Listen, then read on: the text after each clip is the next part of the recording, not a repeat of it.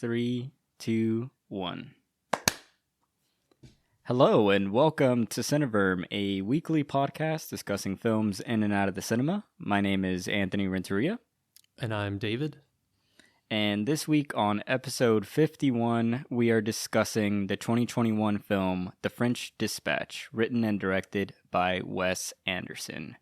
And here's the synopsis. The staff of a European publication decides to publish a memorial edition highlighting the three best stories from the last decade.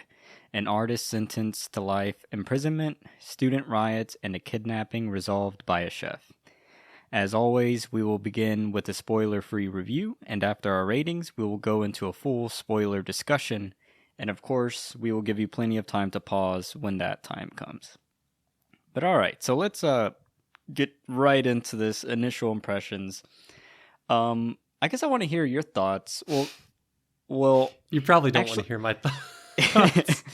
No, yeah, I read the Google Doc a little earlier. Okay, good. One thing I want to, I guess, like more broadly, like what is your general opinions of Wes Anderson? I think we brought him up, maybe even in the last episode, but refresh my memory on your opinion of his. I like Wes Anderson. I like, his really great films are really great. And I don't know. I love The Royal Tenenbaums. I love Rushmore. I love The Life Aquatic. I liked Moonrise Kingdom. I liked Grand Budapest Hotel. I like, his style obviously is what makes him unique. His visual style and obsessive attention to detail and what people call like the dollhouse aesthetic, production design and stuff. Exactly. And I like that, but I just think the shortcoming is that that's only one aspect of movies, and I think he used to do a lot better, like the balance of his aesthetic with really great characters and stories. And I'm afraid that he's slipping into getting uber obsessed with his aesthetic, and to the detriment of his characters and stories. But it's so weird. Like I was gonna bring this up. Like I don't know if you've tried this, but looking, because after I saw the movie, I was like mulling around my thoughts, and I tried Googling what other people think are the best Wes Anderson movies, and I was looking at all these lists, and it's so weird because everyone's list is different. Like it seems like there is no consensus on ranking Wes Anderson's movies, which is really interesting to me. And I think it's just because he has changed a lot, and so some people, they're like the old head Wes Anderson fans, and some people are the new Wes Anderson fans. And like some people really like his aesthetics, other people really like his humor, his like dialogue, some people really like his characters. So it's interesting how he's changed. I'm just kind of a little afraid that he's going the way of, like, for example, Tim Burton, who, like, a director who had a really distinct style, but his first movies didn't have it as much. But now, like, he's so solidified his style that that's all his movies are now. And they're just kind of, the stories are not that important, not that interesting. It's just all, he's lost in his style. So I don't know. I hope Wes Anderson isn't going that direction. I feel like he's already made, I feel like he's already gone, sorry for ranting, but I feel like he's already gone as far in the direction of just a movie purely about his style as he should, which is the Grand Budapest Hotel, I think. Mm-hmm. And I just feel like the French Dispatch went a little too far to where it just kind of, I don't know, beyond the uncanny valley or something, where it's just like all about the shots, composition, and like the variety of shots and the obsessive framing and all that stuff, which is all good. It's all good, but I just found myself kind of feeling sort of empty after we're watching the movie. I don't know. Yeah, and that's a very, like, I think that's a really big common sentiment, especially around this film. Like, I watched it in a local indie theater in Birmingham, And I mean, it was like a packed house because like this is the only theater playing this film in the entire state Yeah. of Alabama, which is like just completely infuriating for me. Right. But yeah, I felt that energy at the end, like the end of the film. I felt like everyone kind of just sighed, like, ugh. Like I don't know, it's just like no one got it or no one really enjoyed it, or something. But that's interesting that you share those same sentiments. I was like trying to think like a director who has gone deeper and deeper into their style. I actually think Tim Burton, like there was a moment where he got super Tim Burton, and then now he's just kind of like a, I mean, he's just kind of like a sellout, you know, like he's just been doing like a bunch of big tentpole Disney stuff. True. Like I feel like he's kind of like Sam Raimi was, you know, like he made his pulp Evil Dead films, and then he made his like kind of pulpy Spider-Man films, and then he just disappeared into the Oz film and never came back, you know, and it's like he's kind of gone.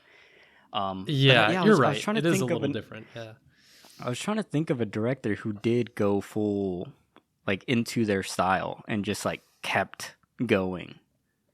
And man, the only one I can think of, and it's weird because I've never seen any of his movies besides a documentary, is what's his name? Orson Welles. The documentary. I forgot what the They'll Love Me When I'm Dead or whatever. Like that whole documentary, you can just tell he's like super self-obsessed, and like the idea of like Citizen Kane kind of like ruptured him as a creator, because it's like you can never do anything better than that, so it's like it almost stunted his entire career. But I guess my initial impressions on French Dispatch, I love how, I mean, I'm on the opposite end where I am like just in the clouds with what Wes Anderson is doing and how he's growing as an artist. And I actually like, I don't know, it's weird. Like I am actually confused as to why people are not connecting with this film, because in my perspective and like what I got out of it was that it was one of his most in-depth and emotional stories for me. Like this is probably like the most emotional I've gotten in a Wes Anderson film. And I mean, I just immediately connected to like each of the characters, because for anyone that doesn't know, it's in the synopsis, but it's essentially like 3, you know, shorter films within this like conglomerate piece about this magazine publication. And I don't know, like I thought it was like the perfect format for him, because he's so snappy and quick. And even like thinking back on like the Grand Budapest, there is a lot of narratives within narratives. Like when a character tells another character a story, it almost snaps into like a little short film montage with voiceover, and just him just being up front in this film, like, look, it's just going to be a magazine journal, and we're going to snap into these stories with the writers, and that's their POV, and then that's what we hear as the voiceover. For me, it was like super comforting, and I could almost just like, all right, I'm just going to listen to whatever I can capture, and it is what it is. I will say, this is the first film in, let's say, the last film that I have this thing where like if I really love a film, like it shocks me, and I'm like holy shit, that's one of the best films I've ever seen in my life, I will like make it a point to go rewatch the film in theaters. Yeah. And this film was incredibly difficult to watch just once. And somehow yesterday I managed to like I have this like YouTube channel. Oh my god. That I was gonna watch King Richard, the new Will Smith movie. Yeah. And then I was like, you know what? Fuck that. I'm gonna watch The French Dispatch again, because like it was just like just in my head all week, and like I've been listening to the score all week, and it's just like it's just intoxicating. So I was like, I have to rewatch this. Like I have to know if it is as good as I'm thinking it is. And it is insane. Like all Wes Anderson films, I feel like they have a very steep learning curve. And rewatching it just the second time, there is so much I picked up and gathered that it just like blew my mind how dense of a piece this is. Like there were moments where I'm hearing the dialogue and I was like, wait, I heard this before, but it's like it was so much information and like visual content that I didn't like I wasn't listening. So when I watched it the second time, I was like, holy shit. I mean, we'll get into the spoilers, what I gathered, but it was just shocking. Like, I think this is, in my perspective, I haven't seen I haven't seen Bottle Rocket or Rushmore or Life Aquatic, but I've seen all his other work, and so far this is my favorite piece from him. Yeah. I wonder if you would like...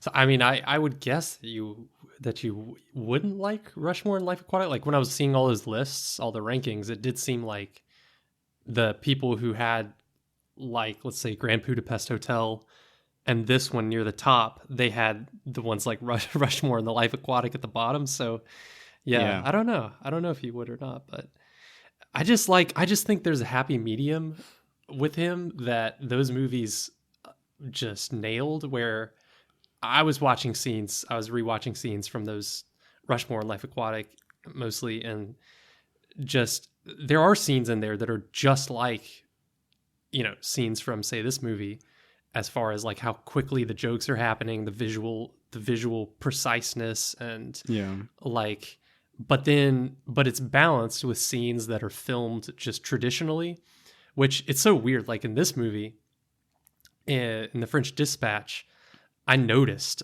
I don't know about you, but like there was one scene in particular that was filmed with a like handheld or something like that. And I was like, this is so weird. It felt jarring because it was like the only scene in the entire movie that was filmed that I noticed that was filmed handheld.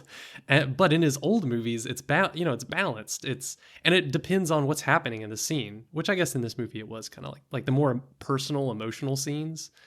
Mm-hmm. You know, he gets rid of the artifice and just films it more traditionally with the characters talking, which is good, because then you're not, like you're saying, you're not distracted by the visuals, and you can focus on the characters and the emotions and what's happening.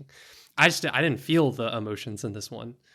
I felt when they were trying to make me feel emotional, like especially in the third story, I just didn't. That was the closest that I got to feeling emotional in the movie, but it didn't, because it was 3 small stories. There wasn't enough time to like connect with the character or any of the characters.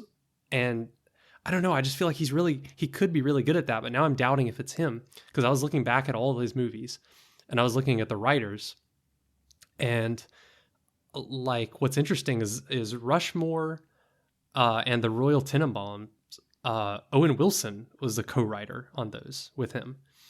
Yeah. And I mean, I would argue those are probably his 2 best movies, and that's super interesting because those movies have the strong characters and like the strong focus. And then A Life Aquatic, which would be in my top 3, number 3, was co-written by Noah Baumbach, which, like, I love his movies. Wow. I love his films. Like, he's a great writer, and it's a perfect fit for, like, Wes Anderson.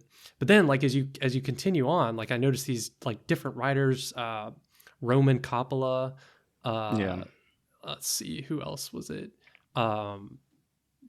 Stefan Zweig, which I didn't look at him, but I looked at Roman Coppola and I was like, oh God, the movies that he wrote with Wes Anderson are like my least favorite, like the Darjeeling Limited, Isle of Dogs, and The French Dispatch.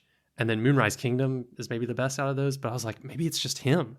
Like, I don't think Wes Anderson is very good at writing characters and like emotions, because he's all about the style.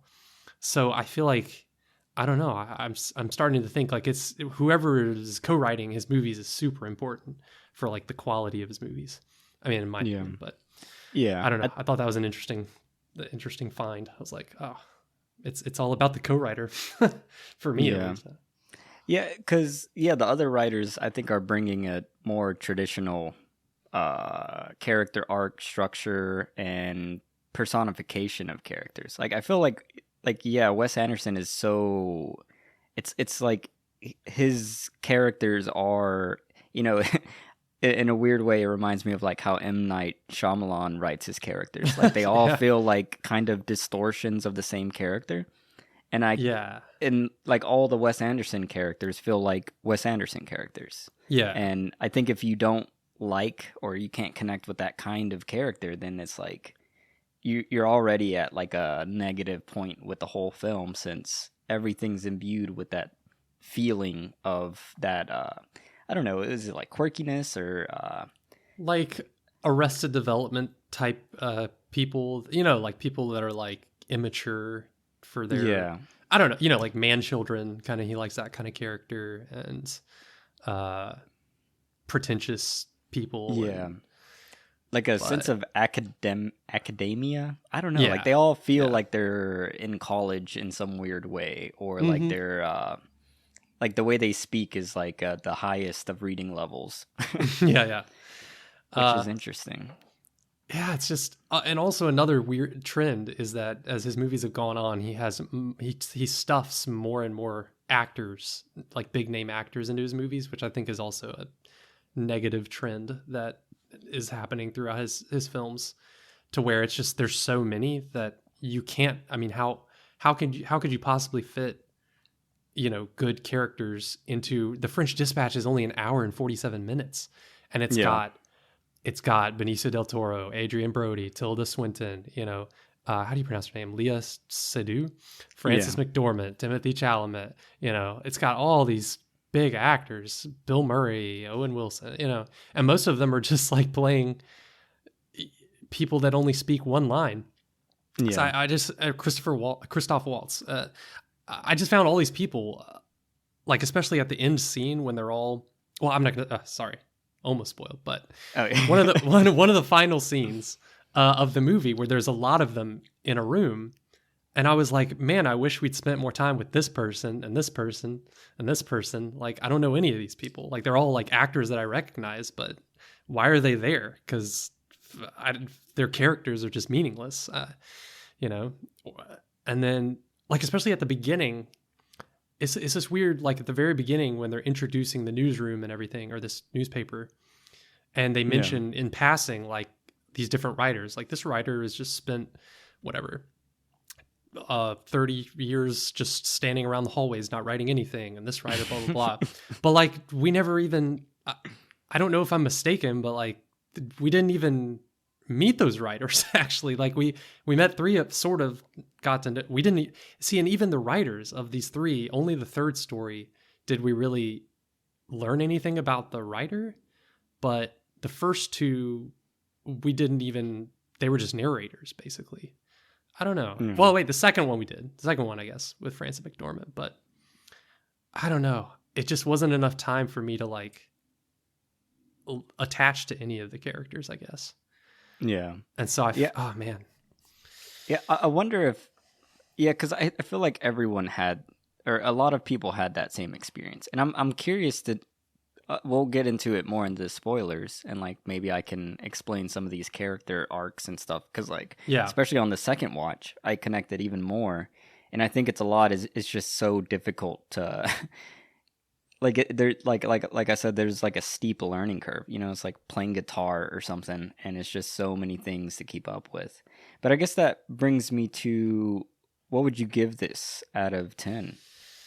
God, you're gonna groan, but a 6 out of 10. I would give it. I was looking at all of his other movies. I was looking at, all right, the highest I've given any of his are 9 out of 10 for Rushmore, because I just feel like it's such a, I don't know, like it was his second movie, but like it's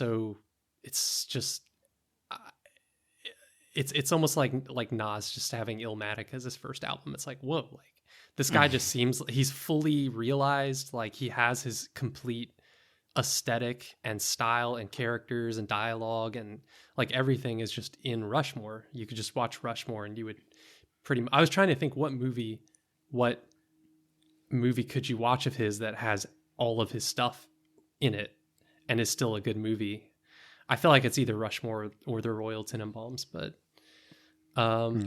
yeah, I don't know. It was just like, I'm forgetting an astonishing amount of the movie for seeing it like 3 days ago. What? And that's never a good sign. Like, I had to kind of put some effort today into like remembering about the movie. I was like, okay, 3 stories. Oh, this is my inner monologue. It was like, all right, yeah, it was 3 stories. It was about art. Like the first story was about artist in prison. And then I was like, what was the second story? Oh yeah, it was like France, Timothy Chalamet. Okay, student revolt. So it just like I struggled to even remember the movie. All I remembered that while I was watching it, it was pleasant, and it was, like you said, it's very fast paced visually, and it is. I would say that's a detriment to the movie, but like the fact that it's like so visual, like you said, is like a visual feast, but it's like it's like stuffing it down your throat too fast. If we're going to use the food metaphor, and also someone is like talking really fast into your ear, so you can't really appreciate the food that's in your mouth because you're distracted by the story that someone's telling you, and it's just too much, too quick. I don't know. So it's got, obviously it's better than the average movie, so I had to put it above a 5. But then I was like, is this a solid? Would I say this is a solid movie? Like, that's my word for 7 out of 10s. And I'm like, no, because it's missing character. Like, that's such a central thing, and it's just like there's no characters that are really compelling in this movie that I connect with. They're all they're just not there enough. So yeah, 6 out of 10. Wow. All right. Well, it's so funny that you said like your highest rated Wes Anderson was a 9 out of 10. I think my lowest that I've seen, I haven't seen the 3 that we've mentioned, but my lowest is a 9 out of 10. Yeah. I was thinking about this after watching this film, was like, shit, I think if I were to like round up, I don't know if you've ever done this, but I used to do it and I want to do it again just to like see. But I used to get like, let's say like Christopher Nolan and I've seen all his movies, and like I've given them all individual ratings, and then put all the ratings together. I guess like what is it? The median? Average? Yeah, the average. Yeah. The average rating of each director's filmographies that I've like finished or caught up with. That's interesting. And then I was curious to see like, all right, who do I technically like more? Like, who has created better films? And I was just like briefly looking through my old list, and like Wes Anderson is at like a 9.5 average for me. Like, it is insane. Like, he's the highest. And then with this film, obviously, I'm giving it a 10 out of 10. I think it's it literally, like, so the first time I watched it, the movie started and I just started smiling because like I'm a huge fan of like just like beautiful cinematography, and like this made, and this is crazy. Like I thought like, all right, Dune was probably the best cinematography of the year, like just from a design and like visual and like technical standpoint. And then just like within 10 minutes of this film, I'm like, good God, I forgot how good Wes Anderson is at live action. Because it's been so long, or it feels like it's been so long since like the Grand Budapest. And I mean, there were just so many technical shots. Where I was like, God, like, how do you even do that? Like, you would just have tracks of, rails for the cameras just everywhere, all over these sets. And then the way he plays with like the black and white and the color, like there's moments where he uses like the black and white and the color as like almost like visual like motifs to signify something, like a close-up would in another film. And like every time that happened, I like my jaw would drop. And then there was a moment like halfway through the first time I watched it, like I had to like physically like close my mouth because I was smiling and my like cheeks hurt, and I like normally don't smile ever in my entire life, so like my mouth was just like in pain because it was just like everything I love. Like it honestly reminded me of the first time I watched Scott Pilgrim versus the World, where I think that was like peak like Edgar Wright in full Edgar Wright mode. Like this, and I think that's why it works for me, is because I just generally like Wes Anderson's style. So if you do like it, it's just like him on steroids. And then if you don't like his style, then it becomes like a 6 out of 10 or kind of a disappointment. I like his style though. That's the thing. Like I really like his visual style. I don't know. Like and you would think that's like my thing, because like I don't know, other movies like this, let's say Scott Pilgrim, I'm usually kind of a sucker for that. where it's like over the top cinematography visuals. I guess I don't know. I need something more well balanced or focused. Maybe it was the combination of that with the mini stories. I don't know. And then the last thing I wanted to mention that was shocking to me. So I had proclaimed that Dune, Hans Zimmer's score in Dune was the best score of the year, and then I watched Spencer, and then I proclaimed Johnny Greenwood's score in Spencer was the best score of the year. And then I watched this film, and I've literally listened to this score, I think, for the past 4 days in a row, like for hours at a time, just on repeat. And it's like one of my favorite film scores of all time now. Like, it's so minimalist and simple, and it's just like, I forgot his name, damn it. But he does a lot of like scores for, I think he's done scores for like Guillermo del Toro. He did the score for like Benjamin Button. Let's see, Alexandre Desplat? Desplat. Yeah. Desplat? So, I don't know. I don't know if you noticed the score when you watched the film. I didn't. This is the take that when you texted me, or after I saw the movie, that was the one I was most opposite of you on, where I was like, I didn't notice I didn't notice the music at all in this movie. I couldn't tell you. Like, I have to guess what the soundtrack is when I think of the movie. I have to guess. Like, I'm guessing it was like a kind of like a light little, like Wes Anderson type soundtrack, but I really don't remember. It could have been an orchestral score for all I know. Like, I don't remember it at all. I don't know why, man. But I think because there was so much more to like focus on, It's like the visuals are so overwhelming, and then the voiceover and stuff. Like, I didn't notice the music at all. Wow. But yeah, I love the score. So anyone listening, even if you don't want to watch the movie, I think it's fun to just listen to the score, because it's like super minimalist, which is something I feel like it's very rare. Like, I feel like the most modern scores now are like your Trent Reznor wannabes, your Hans Zimmer wannabes, and then the very few and should never attempt it, the John Williams wannabes, and then that's it, But then what Desplat does here is like, I don't know, he just like uses like, it sounds like a toy piano. It's like do do do do do do do do do, and then you just hear like little drums like kicking in the background, like, and it like makes the visuals just feel like so insanely frenetic. And then you have like the layers of voiceover, and then everyone just has like a perfect like radio voice in this movie, like while they're like giving their monologues. I don't know, it was just all like a perfect collage for me. Whoa, what's interesting? Okay, I'm looking back at his filmography. I was about to say he probably did the Grand Budapest Hotel, because what I do remember from the music, that it was very similar. It's the same, like Grand Budapest Hotel. And then I'm seeing that he also did Moonrise Kingdom. Yep. And then let me go back and see, did he do anything before Moonrise Kingdom? Because that would also explain maybe a difference. He did Isle of Dogs. I think he did and Fantastic Mr. Fox. Okay, see, this is super interesting, because the movies that I like the best, where is it? Shoot. Like, I was just looking. Oh, yep. See, this is so weird. See, because I read this somewhere. I think it was on someone on Reddit that was like, Moonrise Kingdom is like a splitting point for Wes Anderson. Like, there is a before Moonrise Kingdom and there's an after Moonrise Kingdom. And Moonrise Kingdom is almost one of those like perfectly in between what his style is now and what his style is before. Even though, well, I'd say it's leaning a little more towards what it is now. But the first three movies are the ones that are my favorites: Rushmore, Royal Tenenbaums, Life Aquatic. They all have the same person doing the music, and it's Mark Mothersbaugh.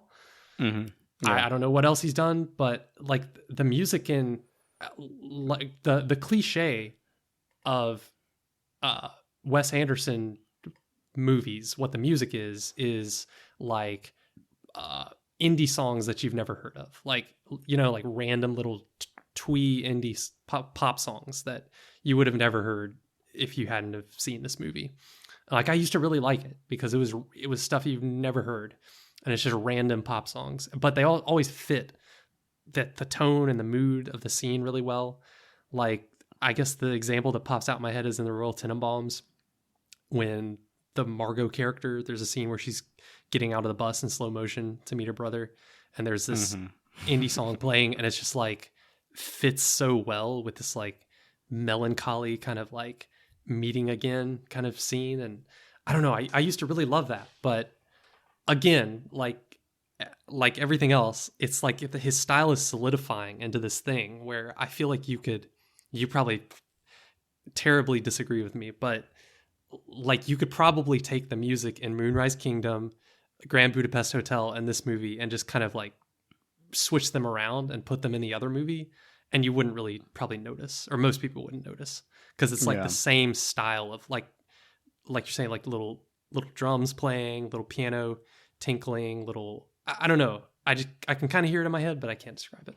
But just that kind of music. But he needs to switch it up. I don't know. I'm afraid that, I mean, you're not, I guess some people are probably should be super excited because maybe this is going to be his style. Maybe his next movie is going to be even more into this. So I don't know. I guess it's all preference, but yeah, they all do have a similar, interestingly, because I was like, man, I think this is his best film score of any of his films. So like I actually went back and listened to every single film score, even for like Rushmore and Tenenbaums and Life Aquatic and Darjeeling Limited. Darjeeling Limited actually had a really good, weird score, and I think that was the last one he did. Like I'm looking at his filmography now. That's the last one he did with that one guy before he switched over. But from the Desplat scores, I feel like this is his perfect score. Like I think Isle of Dogs came kind of close, but none of them sounded like true pieces of composition, where this one, it sounds like music on its own, and then it also sounds like a composition for a film. And there's like, oh my God, it's like beautiful. Since I love like the three characters, each character has their own little like style, you know, their theme song. And then like when I hear it in the score, I just immediately imagine all the moments. But anyways, let's get to spoilers so we can spoil this thing. So that concludes our review portion of The French Dispatch. If you don't want to be spoiled, you can pause the podcast now. And while you do that, don't forget to subscribe or leave a review or comment on what you thought about the film or our takes on it. And you can also follow us on Facebook, Instagram, Twitter, or email us at cineverm@yahoo.com. And then be sure to check out our snazzy website, cineverm.com, where we also have written reviews. And then speaking of reviews, you can check out my YouTube channel, A Lonely Critic, where I do short video reviews of blockbuster films. And then if you like comics, you can check out my Comic Verm podcast, where I review comics with my friend Jeffrey Carroll. And then also check out his podcast, The Back Bedroom.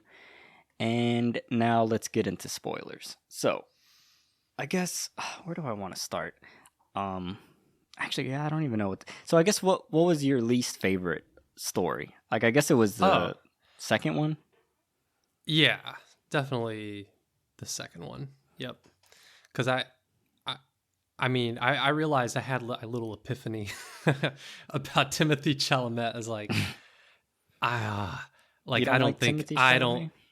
don't think he's that great of an actor. I realized it watching this. Like I realized that he's good at he's a character actor. Like I don't think he's ever going to be like he's not the next Leo. He's not going to be one of those actors. Like I could just tell from this movie. I'm making a prediction. I'm calling it. Yeah. Because he does like brooding. He does brooding characters really well. Like serious roles, I think he's good at, like drama. But comedy, like I didn't believe a word he was saying when he was trying to be funny. Like I was like, oh, this is just like I was waiting for like everyone to laugh like in a blooper. Like that's what it felt like. I don't know. I didn't buy anything of his character. I don't know, when he was doing, I was like, oh, that's Timothy Chalamet. That's him. Like that's not a character. That's just Timothy Chalamet like acting goofy. I don't know. I didn't buy it. So that was my least favorite part of it. That's interesting. Like I liked his character because I felt like he felt like a annoying teenager. And I think that's what he was kind of like aiming for. Yeah. But then again, I haven't seen Chalamet in anything other than this and Dune. So like coming from Dune, I was like, oh, this is a nice change of pace. Yeah. So, but he Yeah, definitely he did stick out. Like he did feel like he was in a Wes Anderson film, where like everyone else has their like monotone, huge exposition dumps down to a T. For some reason, his character felt like very, like I could just tell he was excited, like behind his character, like he was just excited to be there, and like you can tell he's like maybe he grew up watching like some Wes Anderson films, so. I don't know. And then he says as much, in his interviews and stuff, like, "Oh, I couldn't believe it," and that he was trying to act like he was in a Wes Anderson film, and then he was nervous about that. But then Wes Anderson was like, "No, yeah, that's what I want you to do for this character." But I loved his part where he kept.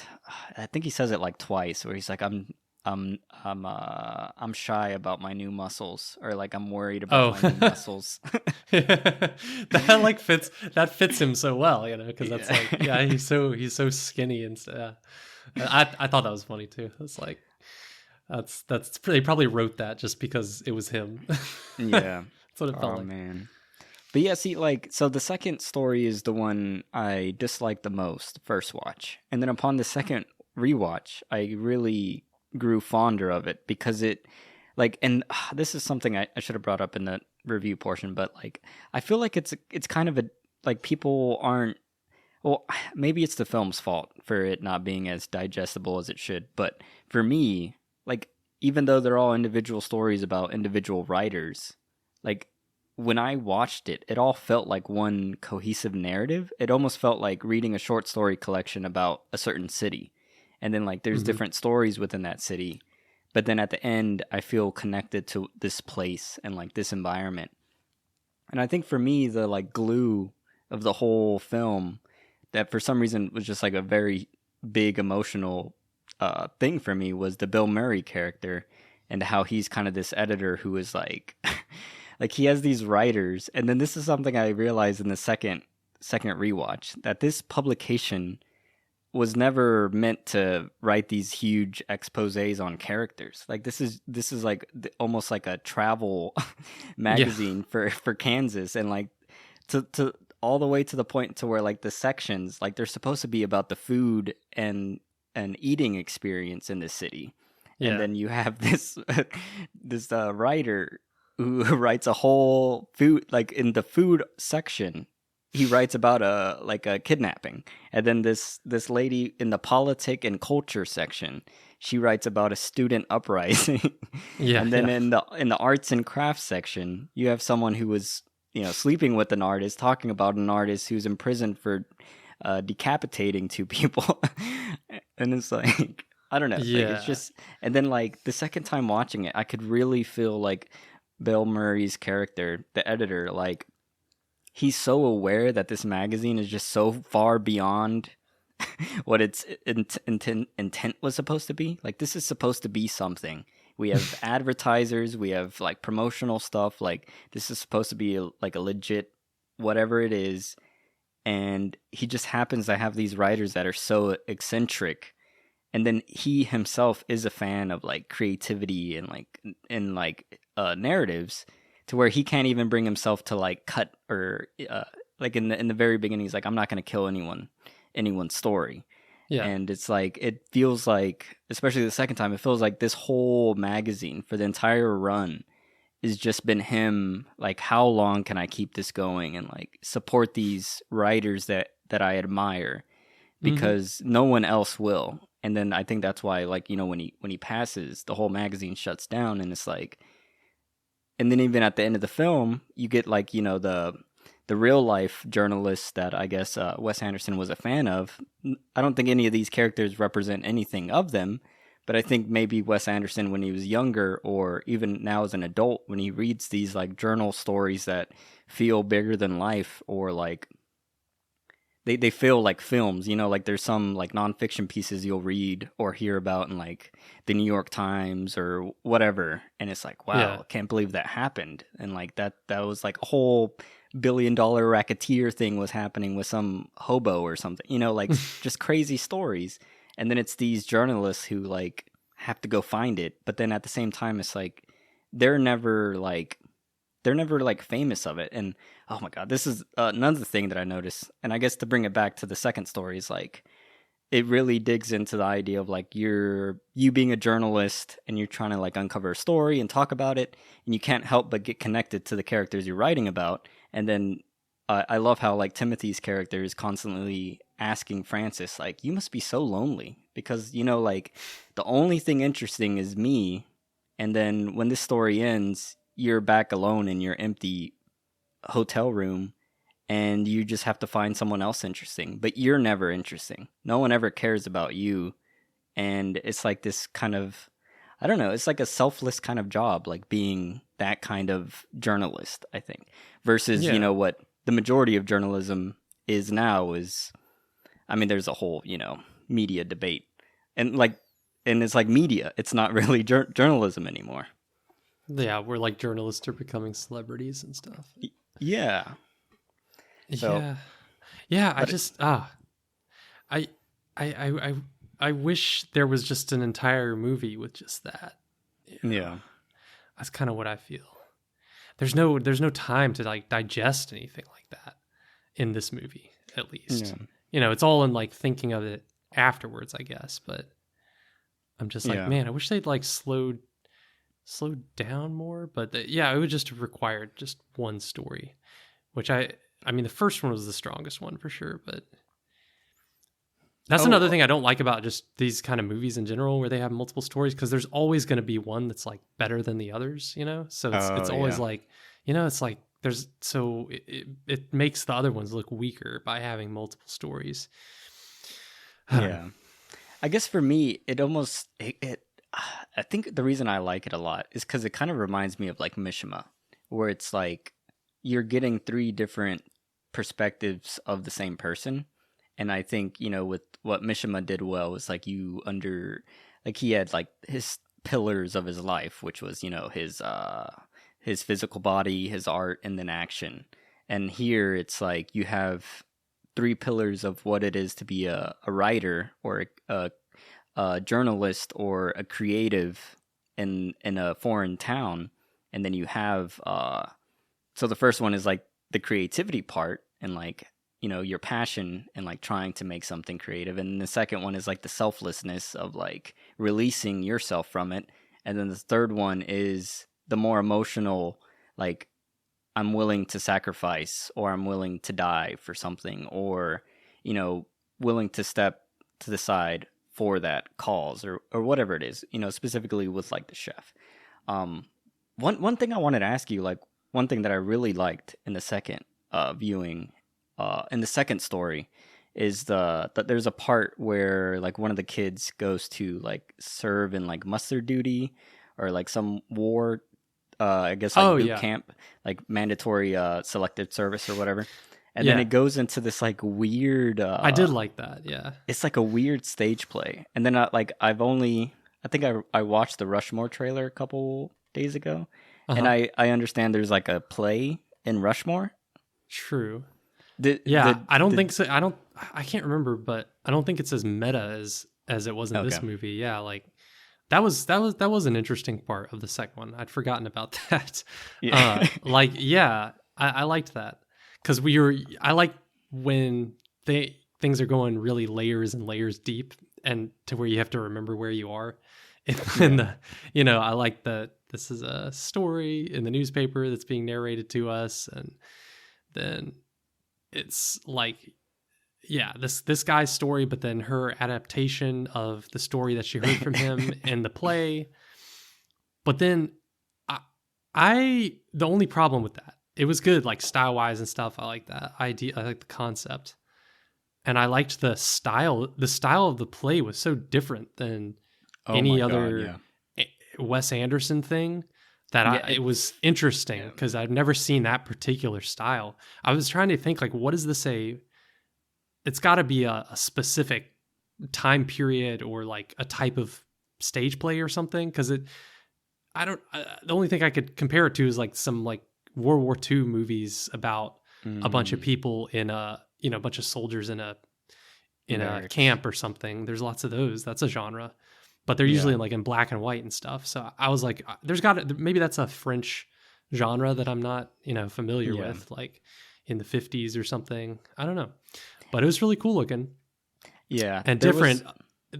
The flaw was that I didn't understand what the kid was actually saying. Like, what did the kid actually say? Because I didn't get what part of that scene was what the kid actually said to them in the bar or wherever they were all gathering. So I was like, so that kind of delayed me a minute, because while things were moving on, I was like, what did he actually say to to the kids?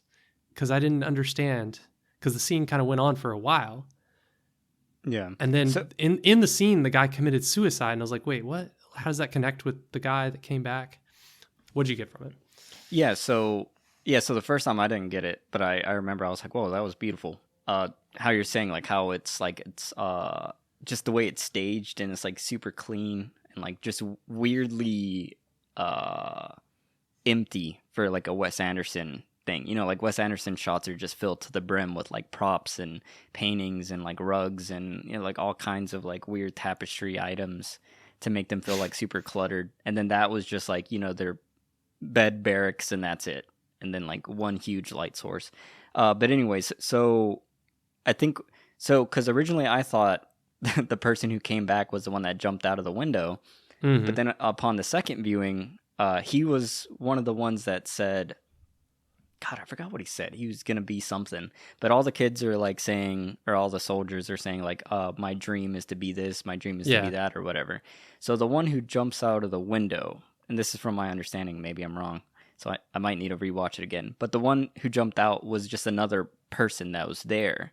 Gotcha. And he committed suicide because he was like, I want to be a protester, and like, I don't want to be a soldier. And so his form of protest was like, well, I'm just going to jump out the window.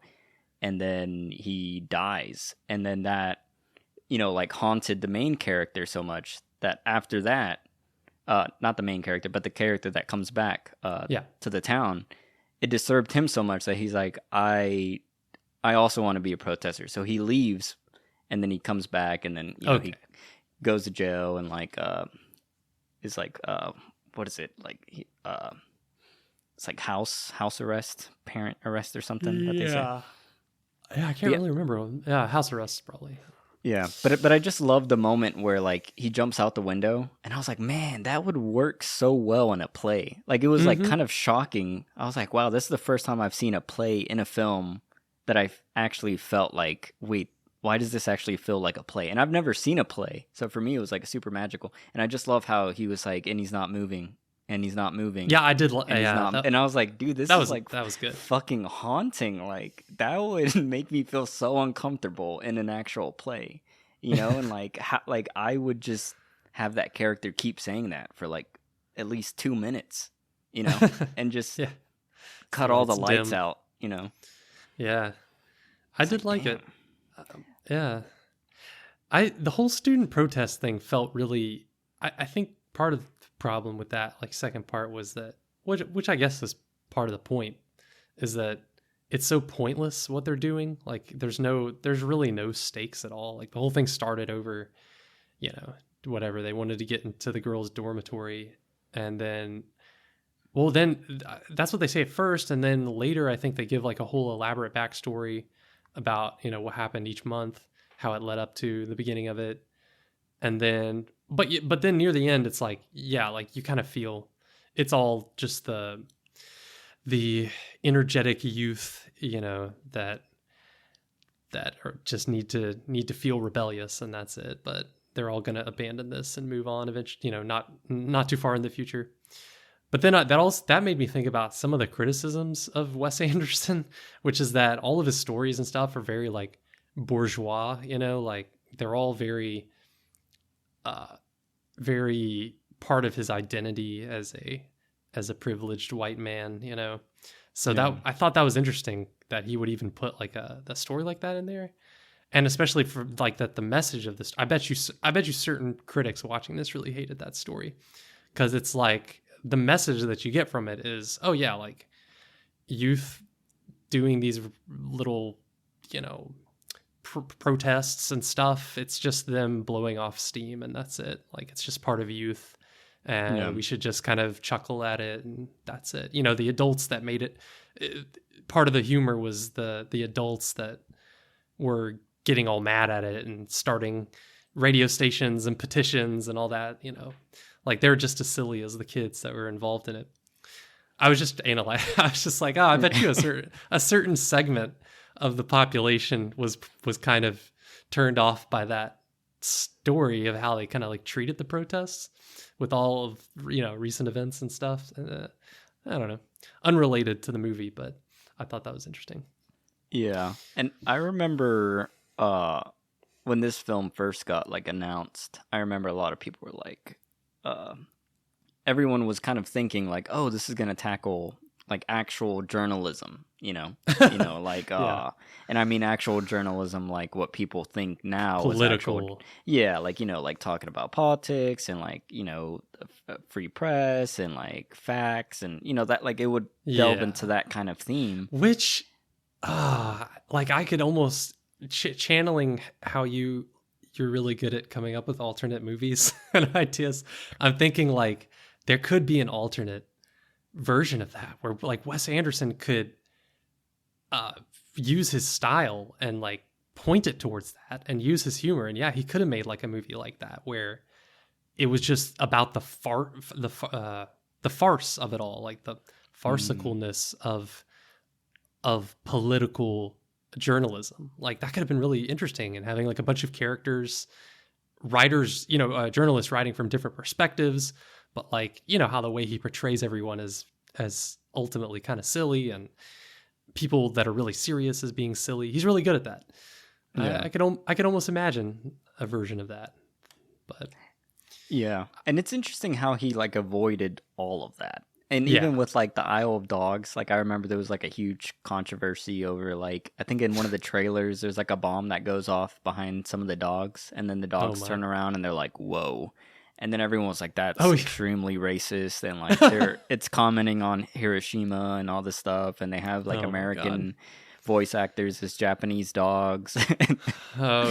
And then like I watched the film expecting, you know, like some sort of comment on it, and it's like nothing. Like there, like you could, if you watch that whole film, there's like nothing you can extract that even tackles any sort of anything. And it's that's not what he's about. Yeah, so it's like so weird because I feel like, I mean, he's probably like the only one that doesn't comment on anything, like no social commentary, like period. Yeah. Like I don't think in any film does he ever talk about any sort of situation that's ever happened in America. And one thing that I did notice the second time, just to like end the second story, the second piece, is that I noticed like, you know, how you're saying like, what was the point of telling this like student riot? And I think for me, what I gathered was that it was more about, and like all these stories are more about the writers than the actual story. It's almost like like they're almost like trying to absolve themselves by investigating or reporting on something. And like, I know for me in my creative writing, like that's how I like kind of go in and hide. Or like in, you know, Mishima, he talks about having different masks. And like, I don't know if most journalists feel like this, but I was thinking like, oh, well, maybe it's the same for journalists. Like, you know, if you're a very depressed, lonely person, you know, you can go into these other people's lives and like feel what they feel during those moments. And I think it's really interesting because her whole piece, everyone's always mentioning her age. I mean, there's even that dual shot with her and the younger French girl, and they're doing like their nightly routine, and it's like so focused on, you know, their age and like what beauty for like a woman is at that age compared to the younger age. And then even Timothée Chalamet is always talking about like, oh, you must be so lonely, and you know, you're old, and everyone's like, you know, commenting on it in a weird way or staring at her different. And she's like the only person who's not a youth.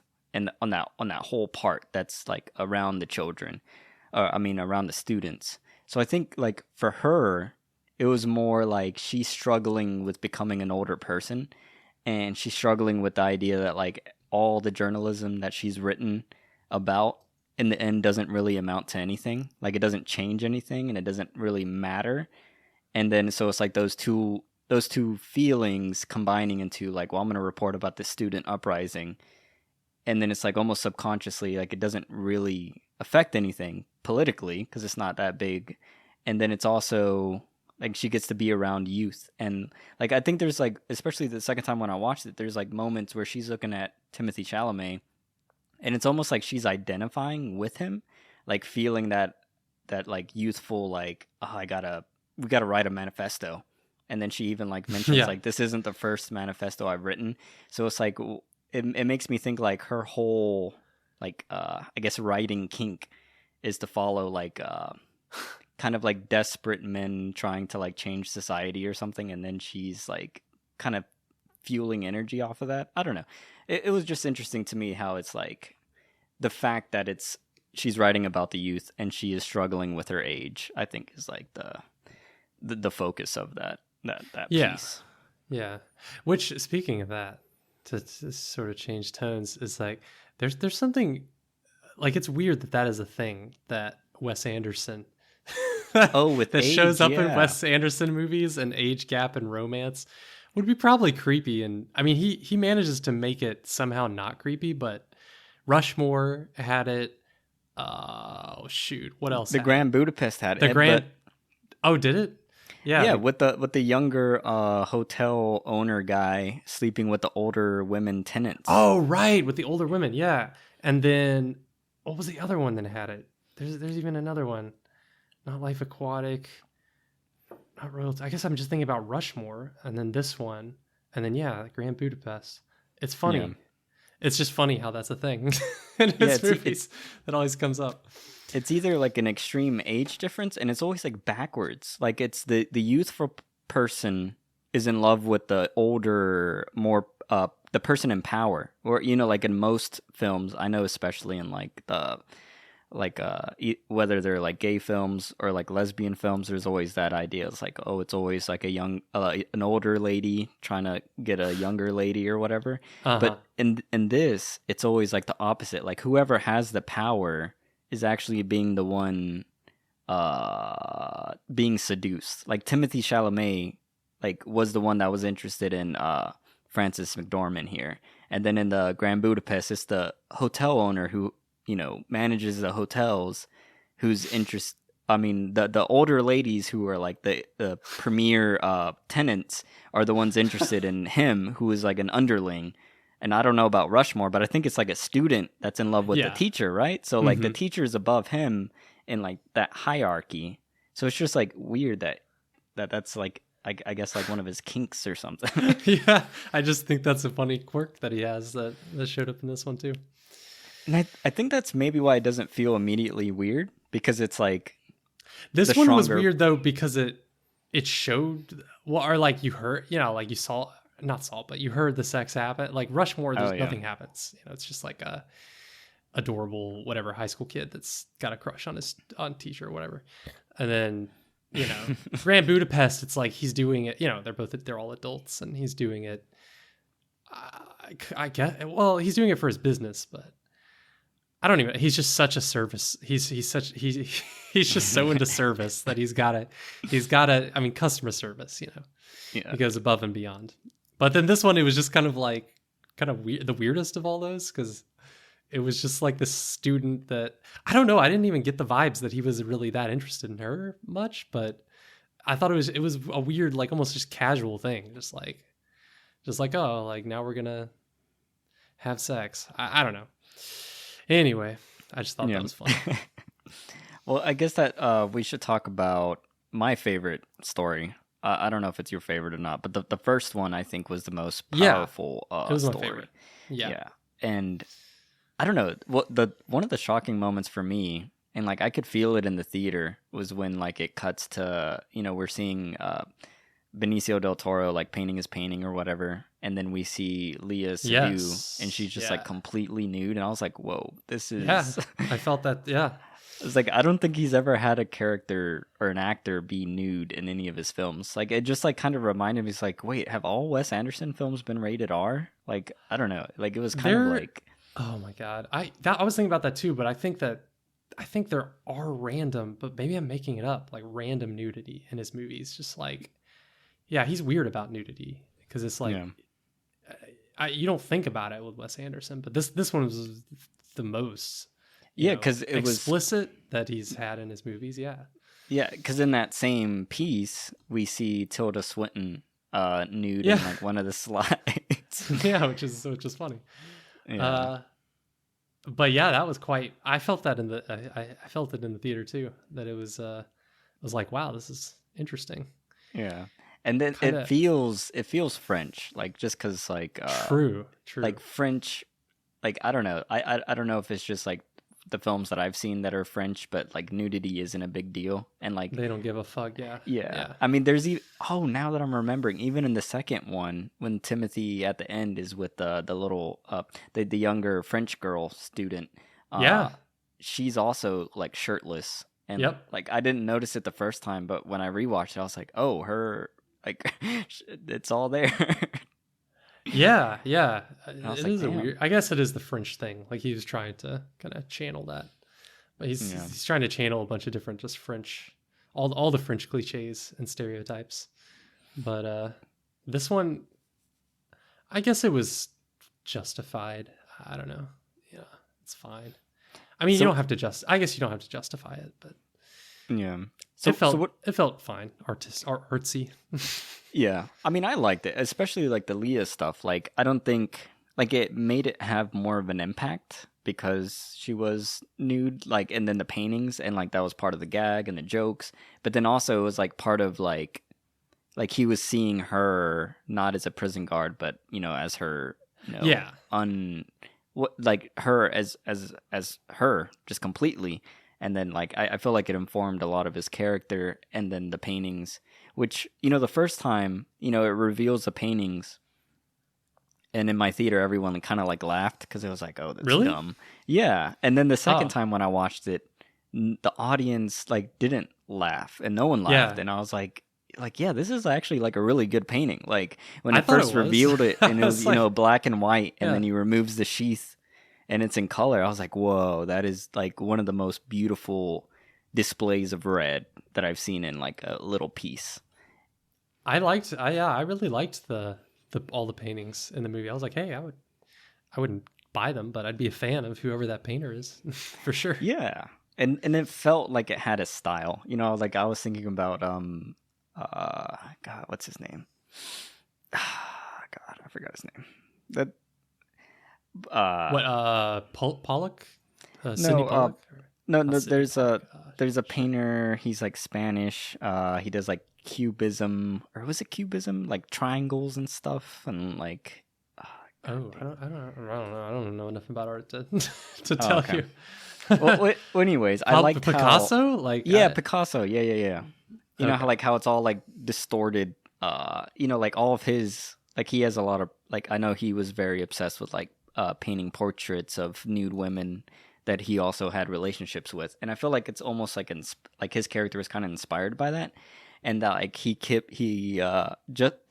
And it's like a weird metaphor for Wes Anderson's work, but it's like an artist like Pablo Picasso or Van Gogh. It's like they all spiral into their stick to like extremity. Like like early Van Gogh work looks like normal paintings or like other paintings of that time period, or like contemporary works, or like imitations of other art styles.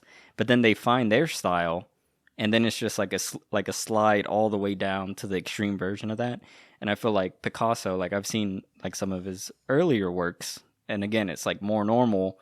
And then once he finds his like, I don't know the name of that style that he does, but like he just goes all the way down to where like, like some of his paintings, some may argue, just like in the film, they're like, I don't see Simone in here. It's like, I don't see a woman. And then I think it's like Adrian Bode's like, oh, I see her. She's right there. I don't know. I love that whole part where he's like displaying the art to his like cousins. And it's like, I don't get it. And it's like, yeah, you're not supposed to get it. And he's like, am I old? It's like, yeah.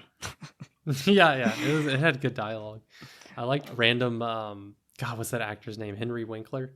Yeah. Just randomly popping up. This movie had so many of those actors. Like, but yeah, I liked the art, and I think, I don't know, but I liked the guard's character. Like, it was interesting, but was kind of mysterious or whatever. Yeah, I liked it at first, but I sorry to be negative, but it's like it kind of halfway through or something. I think it was the electric chair scene where it was kind of funny at first. Like I did, it was funny, but I was like, oh, he's just like, that's all his character is going to be, is he's just like a tortured artist. Like the joke, like his joke. Like that's it. Like that's his character, is like he's just being forced to make his art, which could be a really interesting like plot, I think. If you could somehow force an artist to make art, you know. But he still seemed like he wanted to. So I don't know. And then it was complicated with like the guard. She didn't really say much, you know, so you didn't really know much of what she was thinking, besides that she encouraged him to keep making his art. But then it totally reverses that in, I guess, a very Wes Anderson way, where all the characters are all very cold, where she just leaves and they barely correspond, you know, and that's it. That's the end of their relationship. Yeah. But I wish the whole movie was just that story. I kind of wish the entire movie was that story. Just expand that out to 2 hours and like make Benicio del Toro's character deeper.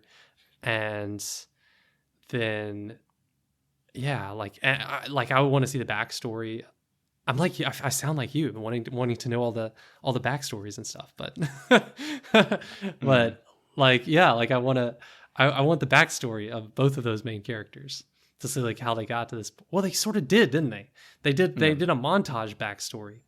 Oh my god, it was I thought it was too silly. Like like his violence thing and the growling thing.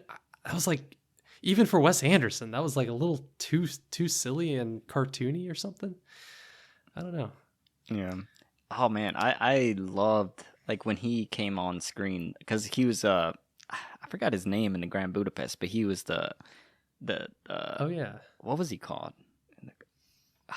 Bus Benicio boy. del Toro? No, right, the young version. Yeah, the young version of Benicio del Toro, and he's the lobby like, boy. Yeah, he's going through the montages of his like artwork and like painting, you know, whatever normal portraits, and then there's the one where he's painting himself and he's like sitting in front of himself, and then he also has a mirror above. Yeah, no, that was good. Yeah, when he's going into his whatever, psychosis or something. Yeah. Oh my god, that was. And then one transition that I think is like one of the most genius transitions of all time is when, you know, we're with the younger version of Benicio's character, and he's like sitting down, like pouring the mouthwash to take a shot, and then Benicio comes in, and they acknowledge each other, and you know, and they like touch each other on the shoulder, and then he removes his necklace, gives it to Benicio, and they like change. You know, it's like they're like taking turns, and I thought that was just genius. Like visually, it was amazing, and then like narratively, it makes sense because he's like crazy, and it's like he hasn't done anything in those 11 years, so it's like literally just passing the baton. And then also just like outside as a viewer, knowing how films work, you know, like you're aware this character is supposed to represent Benicio del Toro, but then you're also aware it's a different actor. So it's like you can do that because you have two different actors, and then somehow just making it like, look, we know, you know, so we're gonna, I don't know, it's just like so multi-layered to where like, I don't know, like it just made me smile. It's like, wow, that is so smart.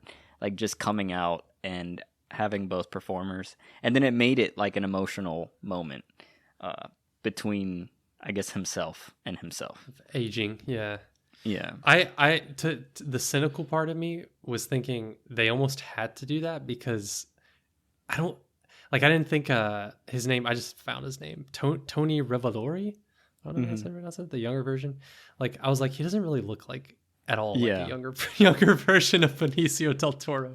But whatever, you know. So I was like, I wonder if they filmed that just because they thought, like maybe we need to show the audience that this transition. But then Yeah. it did end up being a pretty good, good artistic transition between a younger version of the character and the older version. So it was cool. And then, oh man, what was I gonna say? There was yeah, I guess this is the one part where they have the handheld that you're talking about, is when Adrian Brody finds out that the paintings are painted into the concrete slabs. The chase scene? Yeah. No, what I was thinking about was in the second story. It was like near the end of that second story. Timothy Chalamet is like talking they're all in the square, and he's like talking to the older woman, and there was I don't know, for some reason I noticed it there, where I was like, oh, okay. All of a sudden we're like, it's just two cameramen, holding the cameras on their shoulders. Like that's it. But I didn't notice it at all anywhere else. So I was like, oh, that's odd that he randomly put it in here. But did they do it in that scene too? The chase scene?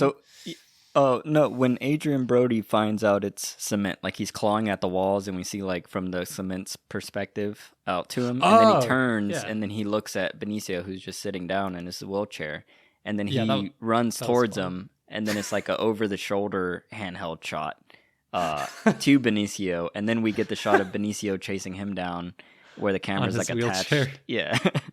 yeah, where they're just throwing plates at each other. Yeah. That was like, oh man, I love that kind of Wes Anderson humor. Yeah. It's kind of like the moment in the Grand Budapest where he just turns and runs away from the police, just that's fun. Oh, and the perfect time sync of like, they're all outside. What do I do? And then Benicio's like, lock the door. And then he like locks the door, and like it's like literally he locks it. We hear the lock sound, and then the wall just busts open. Yeah. Oh my He's God. really good. Wes Anderson's great with like timing, just like comedic timing. Like he's got that down. And man, like I just wish Edgar Wright could go back to his old style, because like I feel like that's something that would be like in Hot Fuzz or Shaun of the Dead. It's like it's like a character doing an action. We hear like a sound cue, and then the opposite reaction happens that you expect. Like all the scenes of him jumping over fences, like it's all like it's like what's supposed to happen doesn't happen, and then that's kind of like the humor of it. Oh man. And then I guess we can get into the third story, which is the final piece with the cooking. And then that's the one that was like the most ridiculous, because like this article is supposed to be about the dining experience in New France. And it has nothing to do with dining, because it's like police cooking. And the first time watching, I didn't get how ridiculous it is, but the second time I was like, they have like a 5-star, like Michelin star chef cooking for like what is it called when cops like hide out? Undercover cops? I don't know. Well, like in generic cop movies, or like old school cop movies, where the cops would like, a stakeout, Oh yeah, like and like in the beginning, Jeffrey Wright's characters says that it's like this began as stakeouts first, with like finger foods and hot dogs and French fries, and then they became nothing obsessed. Crunchy. Yeah, and then they became obsessed with flavors and the art of like cuisine. And it's like in this alternate reality, like stakeout food becomes like this excellent premier, art of cuisine. Oh man, and like this is like with the art scenes in the first story, but in this one, like the moments of color really like shocked me, and it was like so captivating going from black and white to color in like such a drastic way, because there's that introduction with Jeffrey Wright to like the police people, like the chief and then his family members or whatever, and he's like, oh, and this is my friend who looks like a zombie, and he looks like a zombie in black and white. And then when it cuts to color, when they're first getting their first it's like a little purple drink or something that they're all drinking, and the camera like spins around the table. And then, like, the zombie cousin doesn't really look like a zombie when he's in color. And then it's just, like, the color of that room. And, like, even the lady had, like, purple hair. And I was like, oh, my God, there's, like, an extreme amount of color. But then in black and white, you don't notice any of that. But it's, like, even the shades of gray don't even hint at the color in this scenario. Yeah. I like that shot that they do. There's one shot where where they all drink the drink and he's describing it, and it like goes around the table in a circular, like a weird way. Yeah. I don't know how to describe it, almost like a Matrix kind of sort of dodging bullets sort of feeling to it, to where the camera was moving. How do they do that? Like, it's like the camera's moving really fast, taking a bunch of pictures. Yeah. And then they just put it together. I don't know. I don't know the technique or what it's called, but it looked really cool. Yeah. I think what they do is, they have the cameras in the different positions, taking the pictures, and then they stitch the pictures together. So it's not really movement that you're seeing. It's just you're seeing the change of pictures, which I don't know, is so weird because less that should frame be rate. Yeah. The other moment that I loved, because there's a lot of like cameos, like you're talking about, like Christoph Waltz and stuff, and like seeing Saoirse Ronan, I was like, oh, that's cool that he snuck her in here. But then there's that like moment where the kid who got kidnapped is like, I bet you have blue eyes or whatever, and we cut to her eyes, and I was like, good God. It's like, I did not realize her eyes were that blue. And it just going again from black and white to that like striking, just like 2-second shot. I was like, Jesus Christ. Like that was like an injection of color into my veins. Into your veins. Yeah. What was the whole movie, I was thinking of, like, I kind of think I was thinking too deep into it, because I was trying to figure out what the color meant, like what the moments of color were about. And it seemed, I guess it does have a through line. There were some that didn't make sense or didn't fit with my theory as I was watching it, but it just seemed like, I guess for most of them, it was just the moments that art really, or just beauty, I guess, just kind of like shines through for the characters and kind of transfixes them for a second. But I don't know, did you get any deeper thread of all the color shots? Yeah, because I was thinking that same thing. I was like, because obviously Wes Anderson's like an immaculate planner. So I was like, there must be some sort of rule that he set up for himself. And at first I thought it was beauty. But now the second time, my theory is it's upon inspiration. And I think the first big cue that we have of it is when Benicio del Toro's character is laying down with Léa Seydoux, and he's staring up at the wall, and he's like, I love you. And then she's like, I don't love you. And then he's like, wait, how could you know so fast? Like, you can't know that. And then, he's looking at the ceiling, and he's like tilting his head left and right. And then he has the moment of inspiration. And when we cut back to his POV, what was black and white is now in full color.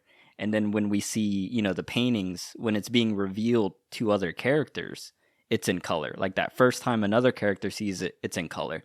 But then when we cut back to it, it's in black and white. So I think it's moments of any moment that any character is inspired by something of that someone else created.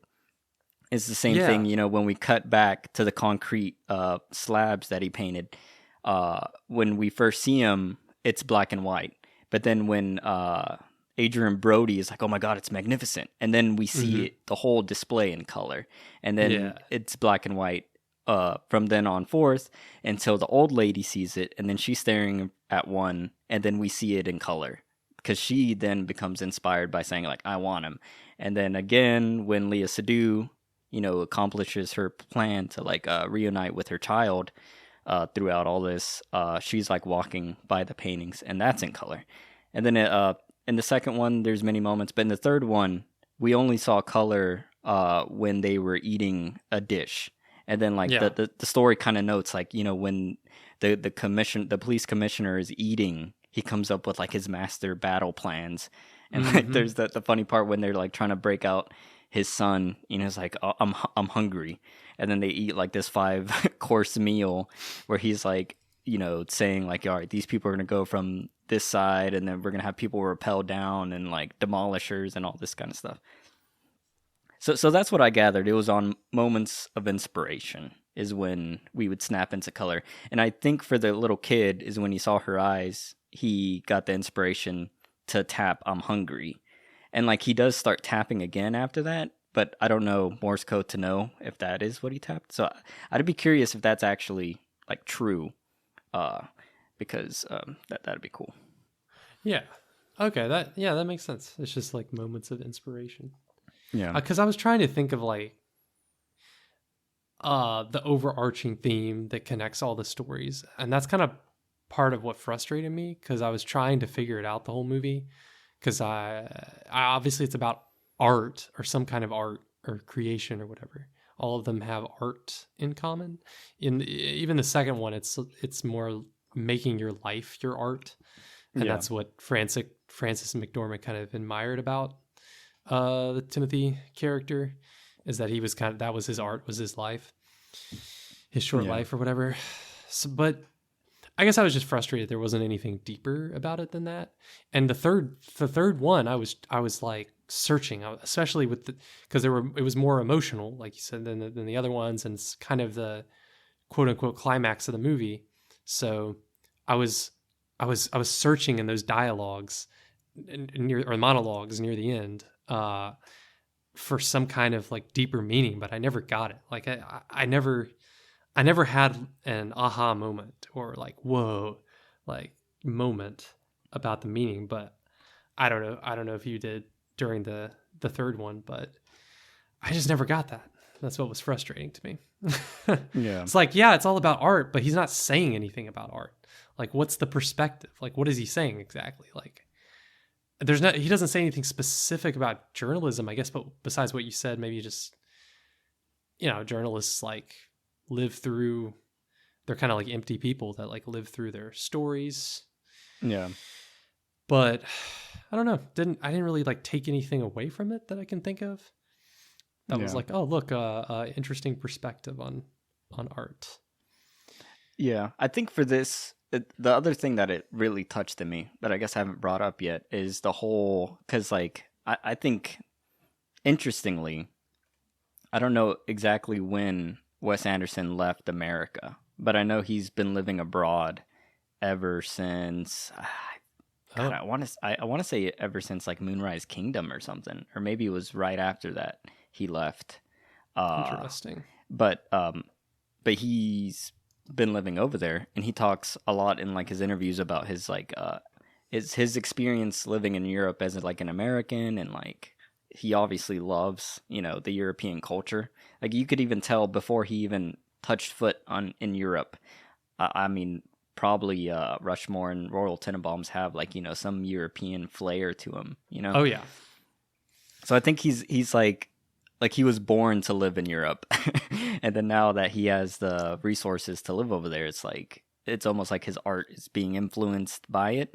And I think that last story is like it almost feels like kind of like he's talking, like like I left, and now as like an expat, like I don't feel at home here, but then when I go home, I don't feel at home either. So it's like this continual search for something that like, and I think that's like a feeling a lot of like especially like probably like immigrants have that move from like nation to nation, some like out of necessity for like conflicts or whatever, and I know that like experience is very like like you feel lonely, and I think all the writers in all three pieces are kind of lonely people, and I think maybe it's almost like a little mini metaphor to his experience as a filmmaker. Is like he feels so lonely abroad, but that's where he feels the most comfortable and the most inspired.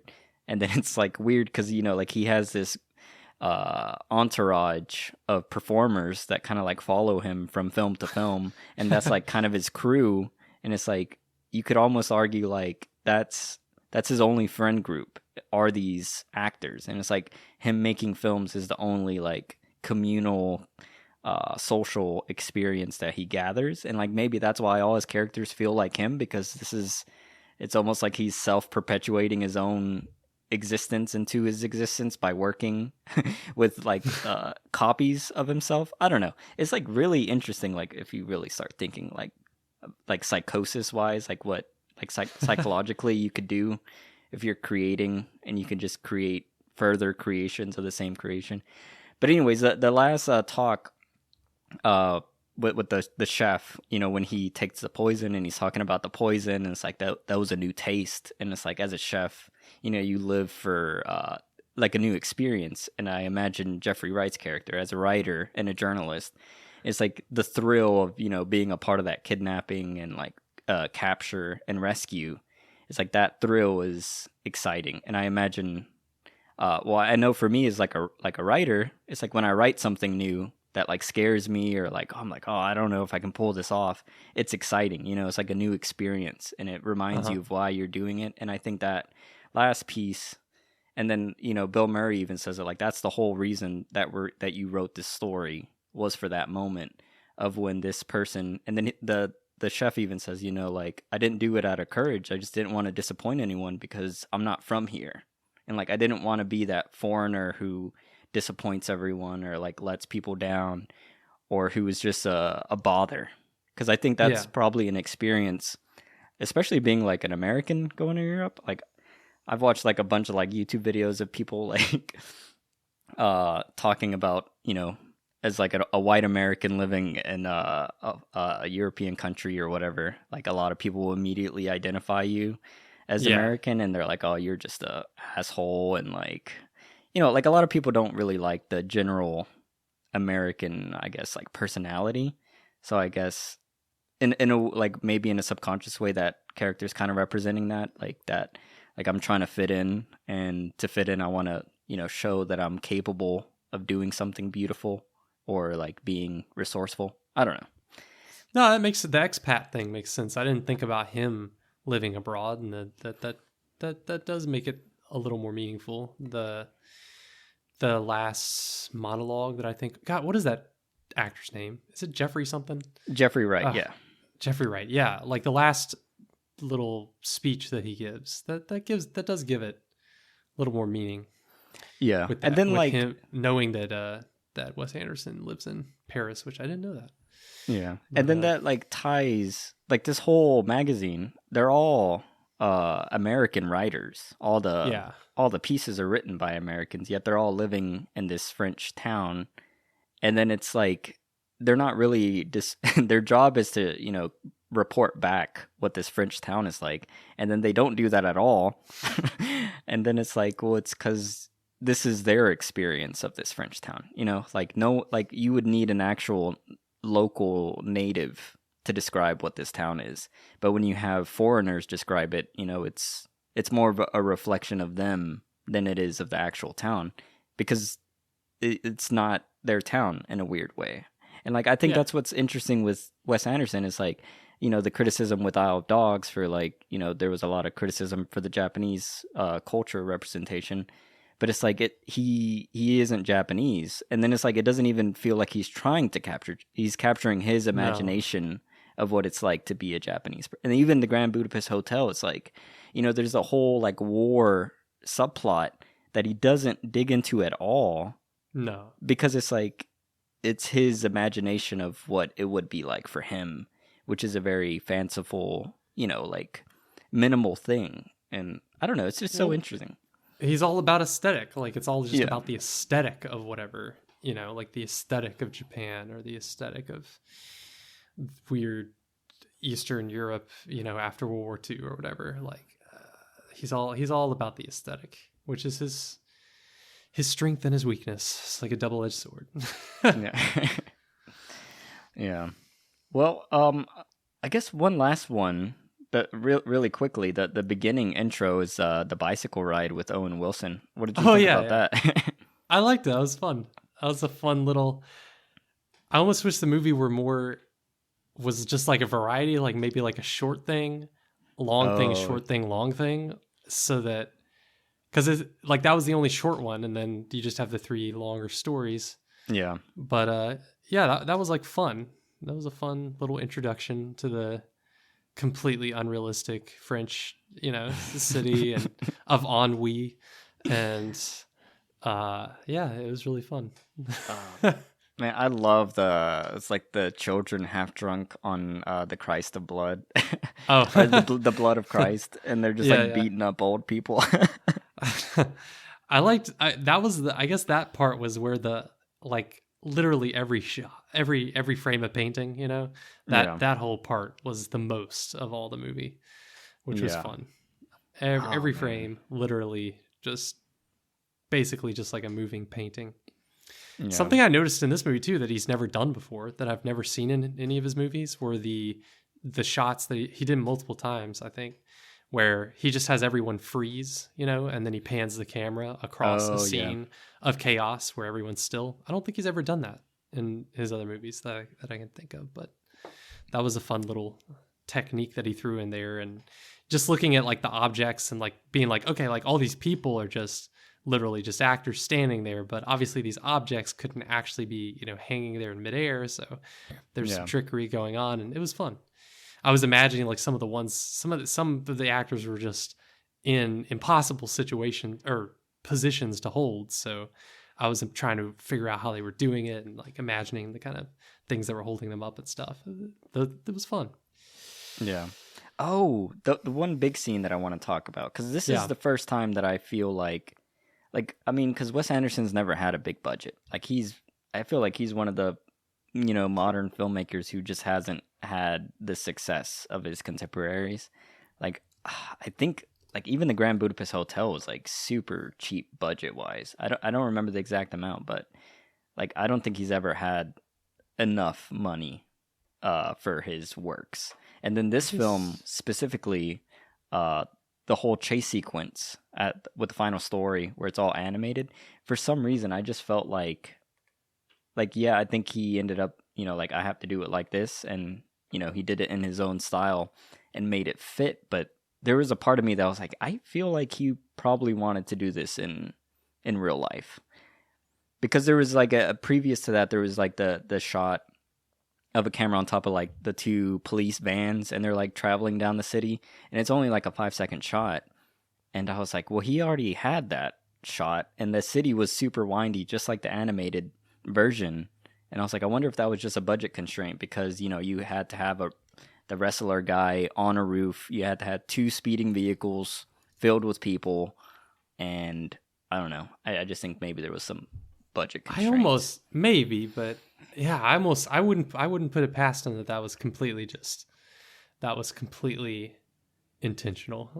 Like he just wanted to have an animated scene in there just to get every single aesthetic, fit in there. I'm trying to find, but all I can find is that it maybe 25 million or something. Yeah. Which I guess is pretty, I don't know. I'm not very good at knowing what the average budget is, but let's see. Grand Budapest was 31 million. Oh. Moonrise Kingdom was only 16 million. Wow. So I don't know. Okay. He's had a variety of budgets. Life Aquatic was 50 million. Holy crap. That's his biggest budget, it looks like. Wow. Out of all his movies. And so a lot of people cool. say that's like, well, is that one of the ones that you said you liked? Because I've always heard. Okay. That's one of my favorites. But as I was looking through lists, that's what's so crazy to me is that there's a lot of people that have the complete opposite, and that's one of their least favorite. It's really weird because I think that's one of his best. Like it's one of the funniest, and it has a central character that's really interesting, and you're trying to figure out like what his motivations are and his relationships and his past relationships. Like it's not shallow, and Bill Murray actually gets to act, and ad lib and like do everything that Bill Murray can do, which he doesn't get to do in any other, especially this movie. I felt like he was kind of not really used. Like he could have been anyone or any actor. But yeah, like that movie is fun, like all throughout the entire movie, and it just keeps going. And I don't know, man, we need to watch that. Oh yeah. Oh, and it's almost 2 hours long. How long was? I wonder what his longest movie is. Like Grand Budapest Hotel, how long was that? What was the runtime on that? His longest film was Life Aquatic. Yeah, and so it feels like the most epic movie that he's made. 119 minutes. So yeah, 2 hours basically. Yeah, it's almost 2 hours, and well, and then the Royal Tenenbaums is number 2, which is Wow. Oh man, is that my thing? Well, yeah. A Rushmore is an hour and a half, but yeah, like. He has more time because it's just focused on one character. It's like he has so much time. He has 2 hours to explore. But yeah, we should watch. I don't know what we're going to dive into next, but definitely Wes Anderson is one of the, because I want to hit the spots that I haven't seen, like Life Aquatic, Darjeeling, Rushmore, even Bottle Rocket. I saw the short film, his first short film for Bottle Rocket. And that was interesting. That's my lowest rated one of his movies. I don't know. I didn't like it looks really rough. Like, yeah, it's because he had basically no budget and couldn't do anything visually that he wanted to do hardly. I remember the colors being really interesting, but like, yeah, it's just kind of like a boring movie for some reason. But yeah. All right. Did you have any other things you wanted to bring up before we wrap it up? I don't think so. All right. So thank you for listening to this episode of Cineverm. We would be grateful and humbled if you could leave us a review with your thoughts or comments on Apple Podcast or Good Pods. And if you could share us with your friends or family, as that helps us in our journey to spread the love of cinema. And we'll see you next time. Oh, shit. I hate to do this at the very end. Is it canon for you? Would you put it in your canon? Oh, God. Yeah, I forgot the canon.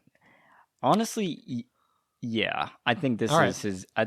this is his best. Like, I think...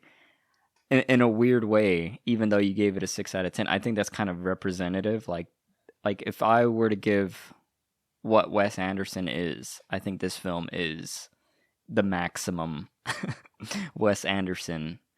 And you would, like, if you watch this and you hated it, then all his other films would just be kind of, not lesser versions of this, but like lesser versions of his style, I guess, is what I'm saying. I almost think... I was trying to, like, I was really trying to think what movie I would put in the canon of his, and it's really hard because his style has changed so much. It's like, what would represent him? I almost feel like it would have to be 2 movies, like, and I think I would pick The Grand Budapest Hotel for his like modern movie, you know, the way his style has solidified. Like, Grand Budapest Hotel is his style over substance movie that I would put in, and then maybe like The Life Aquatic would be the one that I would put that's more, well, no, maybe The Royal Tenenbaums, because it has the most interesting characters in it. Yeah. That would be my like substance over style, even though it does have a lot of his style, but it's maybe a little more boring than his, it's slower paced or something than his newer movies, but it's like, it's got all his great like character moments and quirks in it. Yeah. So I would have to submit 2, I think. Yeah. And see, I saw Royal Tenenbaums, but it was a long time ago, and that was before I had my like film awakening. And I remember I was like, "What is this?" so I would have to revisit it. I think, I don't know. And the other feeling I have is maybe he hasn't made his canon piece yet. Like that would maybe be the general, because I think maybe, like, I do think he could have deeper characters in the French Dispatch, you know, like, but it was just a problem of structure, you know, because it is 3 stories. Yeah. But I don't know, because his next film is supposedly a love story that is going to take place in like Spain, and people are saying it's like a super I want to say somewhere said it was is going to be his biggest budget. Like, I think it's going to have God, what's her name? She was in like Wolf of Wall Street. Oh, Margot Robbie? Yeah, like it was like huge actors. Like the top 2 bills were like big names, and I was like, whoa, why is he working with them?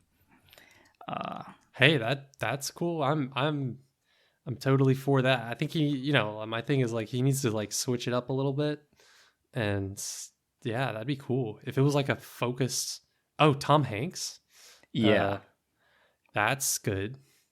Yeah. I'm looking, and then Scarlett Johansson. There's like people he hasn't really worked with. Yeah, Tom Hanks, Scarlett Johansson, Margot Robbie, Matt Dillon, Goldblum's back, Bryan Cranston, Willem Dafoe. See, though, this is kind of scaring me though, because of the and Michael Cera. And Michael Cera. Yeah. And then the title, it's called Asteroid City. Like, I don't know if he's going to go sci-fi, but oh my God, I would love if he went That'd be cool. Like his style, but campy. Like, I feel like he could do, you know, like the old sci-fi films, like the super old ones that were like super campy and like that retro aesthetic. Like, if he were to do that, oh my God, it would be beautiful. Yeah. Oh man, that makes me a little more excited, but like a little scared too. And then I think We'll Bill we shall Murray see. has a bigger part in it because they've been filming it. Because I watched like a New York, the film festival premiere for the French Dispatch and like his interview, and he was like filming, and Bill Murray, I think they asked him like, "Oh, do you have a bigger part in this one?" He's like, "Yeah," and it's like, "I've been here this whole time." So like, I guess he's gonna be have a bigger role, which is interesting. Huh. And then I don't know, just having Tom Hanks, like that's a Yeah, huge that is name, it, and like Tom Hanks is, I feel like he's very particular in what he picks. yeah. So it must be a pretty big role for him to, And show that up. just because of the reputation Tom Hanks has, like for the type of movies that he's in, that gives me a little bit of hope that it might have more heart to it than the rest of the modern Wes Anderson movies. So that could be good. Yeah, Tom could be Hanks good. seems like the guy that he has to like the script. Like even if the movie turns Yeah. out bad, like all the scripts that he picks, I feel like it makes sense that Tom Hanks they feel like Yes. Tom Hanks movies. So like this script has to be, substantial enough for him to, consider it even. Yeah, and a love story that's good. That could be good for Wes Anderson. Because his thing is he leans towards like cold characters, Yeah. like cold loveless characters. So that'd be interesting. Besides So do you- Moonrise Kingdom, I can't think of one where it's like kind of like a romance. So that could be good. I bet it's Tom Hanks in love with who's younger, Margot Robbie or Scarlett Johansson. Oh my God, you're probably right. Margot Robbie. It's gonna be Tom Hanks and Margot Oh Robbie. my god. Yeah. And Yeah. then Scarlett is gonna be in love with Bill Murray, so it's gonna be like a dual Oh my relationship. Yeah. God. It'll be about Spanish swingers, and Yeah. it'll be those two couples. Oh my God. All right, man. Good but stuff. yeah, we'll see you next time. All right. See ya.